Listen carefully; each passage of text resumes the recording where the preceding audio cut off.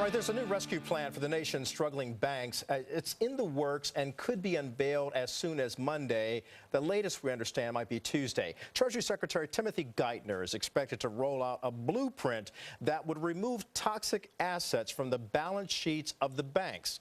Now, the main idea is for the government to sell the bad loans to private investors. Now, by removing the loans from those books, the banks could start lending again and kickstart the economy. So we've been told. But will the plan work? Let's ask Ed Butowsky, managing partner of Chapwood Capital Investment and the creator of the Chapwood Portfolio Investment.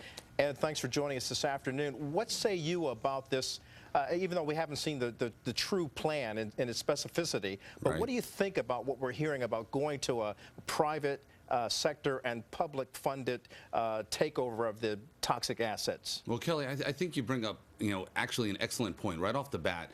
Anytime something comes out of Washington right now, we as investors, anyone on Wall Street, we basically just hold our breath because you don't know what it's going to be.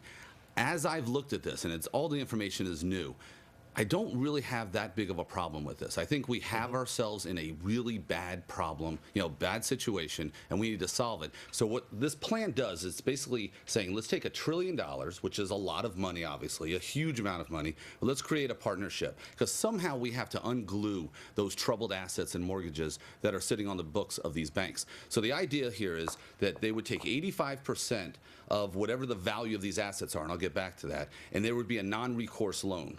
The other 15% would be an equity infusion.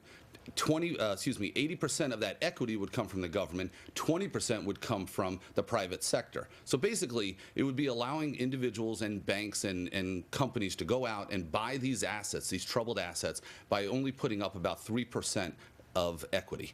Now, okay, go ahead. But Ed, how much is that going to cost a private investor? And will the private investor look at these toxic assets and say, you know what, there's gold in that trash? Well, that's the key, Kelly, and that is exactly the problem with this and what has been the problem since September 15th. We don't know what the value of these assets are. So the way they're going to do this is have basically an open auction. They're going to have people bidding against each other and companies bidding against each other, and then we'll find out what those assets are worth. Then we will finance it. But here's what everyone's going to talk about, and you're going to hear about it all week long, is that's wonderful how they're going to finance this, but what is the value of these things? We don't know what they are. We're going to find out by going through this open outcry and this auction that's going to take place. You know, Ed, one thing that comes to mind right now, and that's this. Couldn't the banks just take a hit on this, take a loss, and write off their losses and move forward in terms of recirculating the credit flow within our economy? That is one approach. But let's also remember the RTC, Kelly. The RTC, this goes back, I think it was in the mid-'80s, maybe right. late '80s.